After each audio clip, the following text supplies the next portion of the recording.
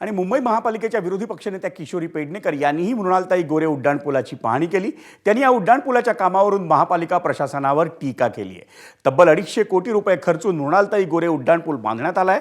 परत किशोरी पेडणेकर यांनी या उड्डाणपुलाच्या बांधकामावर नेमकी काय प्रतिक्रिया दिली आहे? 2018 साली 170 कोटी अंदाजे खर्च वर्तवलेला होता। मात्र काम पूर्ण होईपर्यंत याच्यामध्ये 45% वाढ झाली। आता जर 45% म्हणजे 248 कोटीवर हा प्रकल्प गेला।